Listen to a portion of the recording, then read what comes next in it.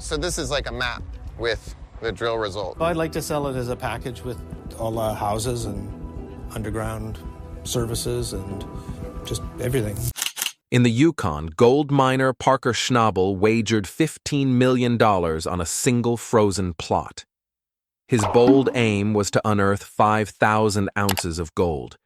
Teetering on the edge of ruin with relentless setbacks, his season nearly collapsed. Then his team stumbled upon a jaw-dropping, game-changing find, but fate delivered a gut-wrenching blow that turned victory into sorrow. A dream costing millions, this wild journey sparked from a tip by a legendary hockey player. Parker Schnabel clung to the saying, "You miss 100% of the shots you don't take." This simple wisdom drove him to make the boldest move of his life. It's why he shelled out $15 million for Dominion Creek's mining rights. Rumors swirled for years that this land hid a massive fortune. Equipment, claims, camps, yada yada, he needs $15 million. We can't swing it. Doesn't mean we can't try, but we can't afford it. Some believed 80,000 ounces of gold might be buried there, worth over $160 million, but there was a huge catch. That glittering gold lay deep, 40 feet below, locked under a solid frozen layer of earth, tough as stone. You see, setting a lofty goal like 5,000 ounces is the easy bit. The real challenge is finding it, especially when everything seems to go haywire. From day one at Dominion Creek, the mine felt cursed. Gold Run, a rich creek feeding into Dominion, I'm betting, was right around here. I reckon there's gold in those tailings. If so, it's awesome. No stripping needed. They're thawed, and we need cash flowing. The deafening growl of massive yellow bulldozers and excavators was often pierced by the jarring screech of breaking metal. Machines failed almost daily. One day, an excavator's bucket teeth snapped clean off. Another, a hydraulic hose burst, spewing hot, sticky oil and halting work. Sounds straightforward, but keeping these beasts running in the Klondike's cold, wet muck is a beast of a task. Every breakdown stopped the show, and if machines weren't moving, dirt wasn't washed, meaning no gold was found. That bled money every minute, every day, a fortune lost before we even see an ounce. Man, I can't fathom the stress he's under, going from a fat bank account to a huge debt with ages until gold starts paying it off. What really makes you wonder is how the crew handled that crushing pressure. They raced to fix each issue, knowing time was slipping and winter was closing in. The crew's mood swung like a pendulum. One week, they'd have a stellar cleanup, pulling out a dazzling heap of gold. Those days, everyone grinned, laughed, and brimmed with hope. But the next, they might find next to nothing, just a few specks. Those were grim days, leaving everyone silent, anxious, questioning if they were even in the right spot. This endless tug-of-war between hope and dread is the raw truth of gold mining. It was a grueling trial to see if Parker's costly gamble would make him rich or become a $15 million disaster.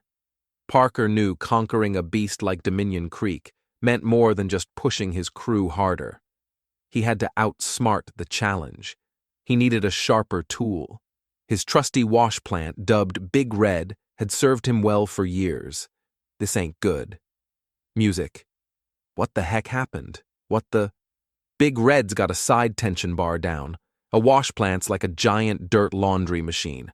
A massive steel frame using water and vibrating screens to rinse away mud, sand, and rocks, leaving just the heavy, shiny gold. Big Red was solid, but Parker knew it couldn't handle Dominion Creek's scale. He needed something bigger. This sparked a global quest for the ultimate machine. Few mention this, but his hunt for innovation took him to New Zealand. He visited to study how others mined gold and explore cutting-edge tech. He met lifelong miners and checked out mind-blowing equipment.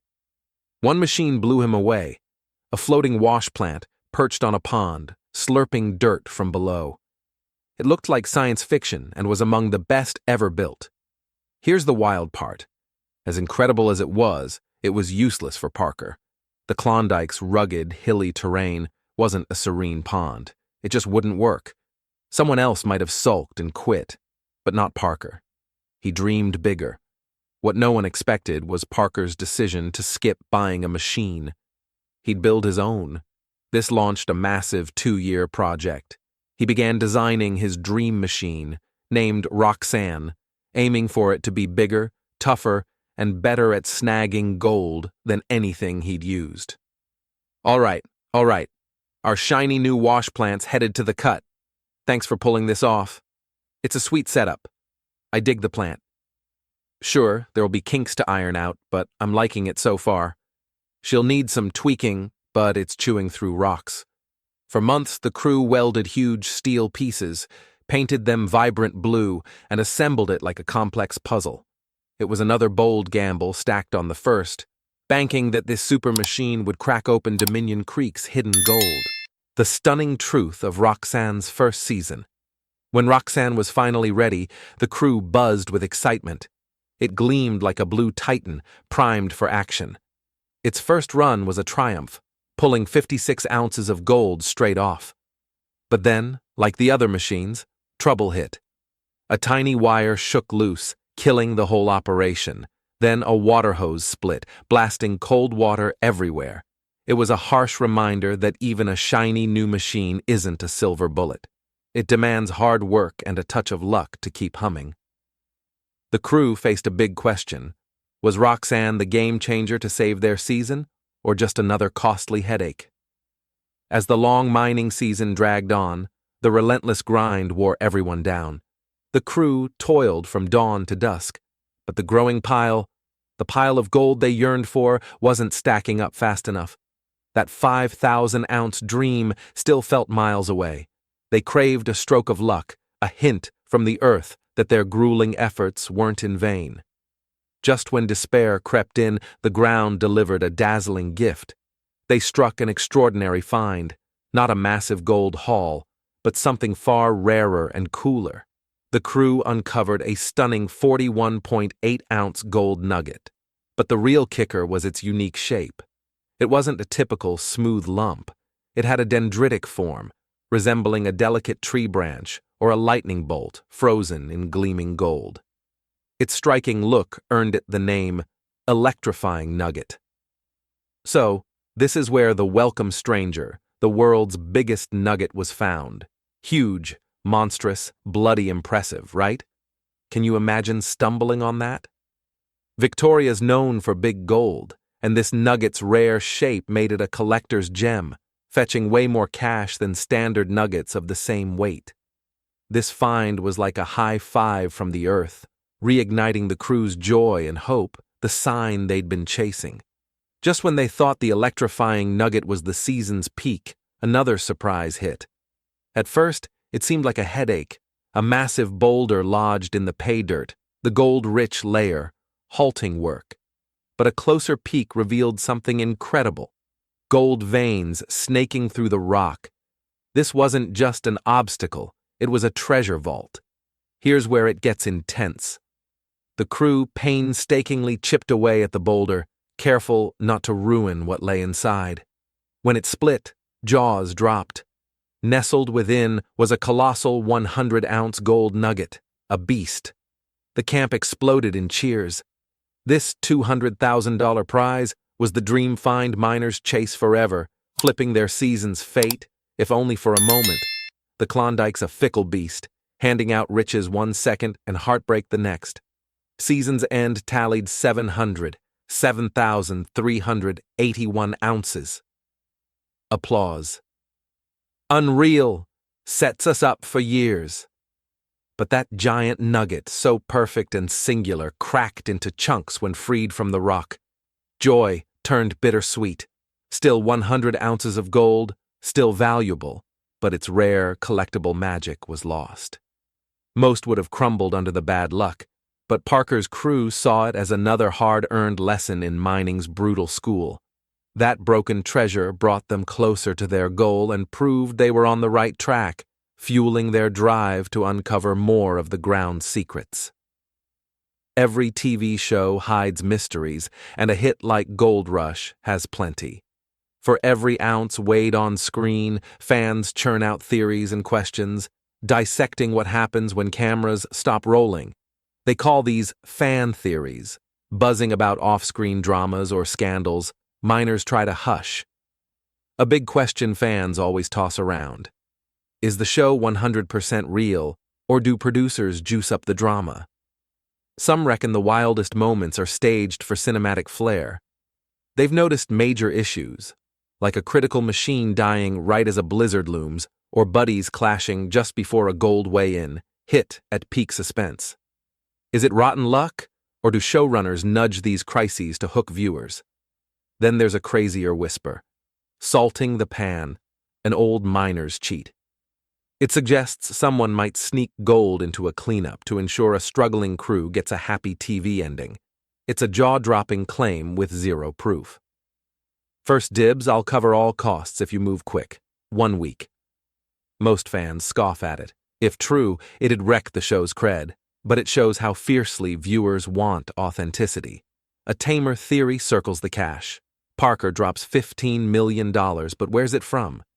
The hidden money theory suggests silent partners, wealthy off-camera investors, bankroll the miners. They fund land and gear, taking a cut of the gold. It'd explain the massive risks, but it's not all speculation. Real scandals have rocked fans. The Hoffman crew's Guyana flop was the show's biggest bust. Virgin ground, all panning gold. Best pans in this valley, Todd. Let's roll. Todd Hoffman chased a jungle gold fantasy, but the heat, mud, and unpreparedness tanked it. Machines bogged down, and they scraped just 2 ounces, blowing their budget. A crushing low. Hoffman's 6-week South American gold hunt. If this test flops, it's back to Klondike, $10 a yard dirt. Early on, miner Jimmy Dorsey quit Hoffman's crew, later claiming the show fed him lines like an actor. It sparked doubts about what's real versus TV magic. Legal messes also exposed rifts. Todd Hoffman and Dave Turin, once partners, clashed years later. Saved them for a bit. Run that over, Dave. Heading out, Trey. Coward. Turin sued Hoffman over money disputes, a gut punch for fans who'd watched their bond. Parker's breakup with Ashley Ewell, who worked alongside him, fueled nasty rumors, denied by both, that she stole gold. It showed how fans blur show drama with real lives. The Dakota boys, Fred and Dustin Hurt, hit a wall when they lacked rights to mine Cahoon Creek, forced to ditch it after a claim dispute, leaving fans stunned by the oversight.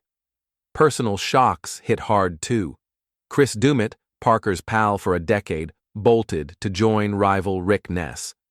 It felt like betrayal to fans, sparking debates on loyalty and leadership under mining's strain. Even Tony Beats, the gruff Viking, faced legal heat.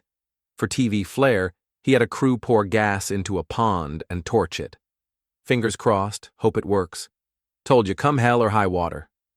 The fireball wowed, but polluting water broke laws.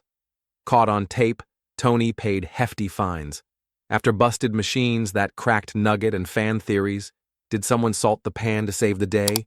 Drop your thoughts, like this video, and subscribe now.